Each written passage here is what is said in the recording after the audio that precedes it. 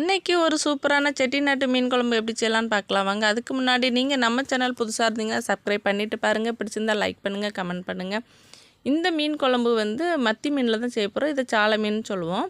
இதுக்கு தேவையான பொருட்களை வறுத்து எடுத்துகிட்டு வந்துடலாம். அதுக்கு ஒரு கடாயில் எண்ணெய் ஊற்றிட்டு 1 ஸ்பூன் அளவு மிளகு, சீரகம், 1 ஸ்பூன் அளவு வெந்தயம், 2 ஸ்பூன் அளவு அரிசி, வறுத்து அரிசி, அப்புறமா 1 ஸ்பூன் அளவு ஒரு அரை ஸ்பூன் கடுகு போட்டால் போதும். 2 ஸ்பூன் துவரம்பருப்பு, இதில் வந்து ஒரு கையளவு காஞ்ச மிளகாய், ஒரு கை முழு மல்லி போட்டிருக்கேன்.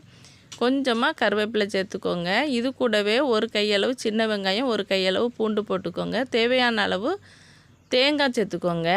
இதெல்லாம் நல்லா வதக்கி விட்டுருங்க. கடைசியில் ஒரு தக்காளியும் சேர்த்து வதக்கி விட்டுருங்க. இது எல்லாம் நல்லா ஒன்று போல் வதங்கி வந்தோடனே இதை வந்து ஆற வச்சுருங்க. இது ஆறின பிறகு நம்ம அரைச்சி எடுத்துகிட்டு வந்துடலாம். அதுக்கு முன்னாடி குழம்பு வைக்கிறதுக்கு இதே கடாயில் எண்ணெய் ஊற்றிட்டு வெந்தயம் போட்டு தாளிச்சிக்கோங்க. இதில் வந்து கொஞ்சமாக சின்ன வெங்காயம் போட்டு நல்லா வதக்கி விட்டுட்டு கொஞ்சமாக கருவேப்பிலை போட்டுக்கோங்க. அதையும் சேர்த்து நல்லா வதக்கி விட்டுட்டு ஒரு 2 தக்காளியை நல்லா வெட்டி சேர்த்துக்கோங்க. இதில் வந்து ஒரு 3 பச்சை மிளகாவை 2ஆக கீறி போட்டுக்கோங்க. இது 3 எல்லாத்தையும் வந்து வதக்கி விட்டுட்டு இதில் நம்ம ஆற வச்ச மசாலாவை அரைச்சி எடுத்துகிட்டு வந்துடலாம். அதை இது கூடவே ஊற்றி விட்டுருங்க.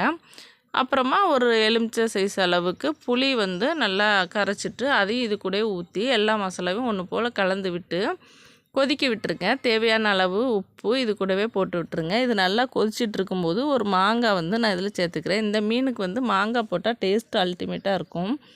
இதில் ஒரு பாதி அளவு மாங்காய் நான் வந்து வெட்டி சேர்த்துக்கிறேன்.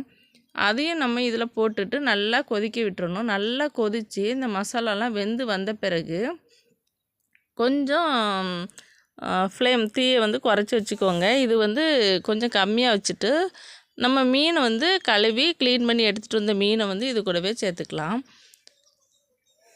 அந்த மீன் போட்ட பிறகு ரொம்ப கொதிச்சிச்சின்னா மீன் ரொம்ப உடஞ்சிரும். அதனால் கொஞ்சம் குறைச்சி வச்சுட்டு கொஞ்சம் நேரம் வேக விட்டுறணும். அதுக்காக உடனும் ஆஃப் பண்ணக்கூடாது. சிம்மில் வச்சு ரொம்ப நேரம் அது வந்து வெந்து வந்துச்சுன்னா தான் அந்த மீனில் நல்லா உப்பு பிடிச்சி டேஸ்ட்டு நல்லாயிருக்கும்.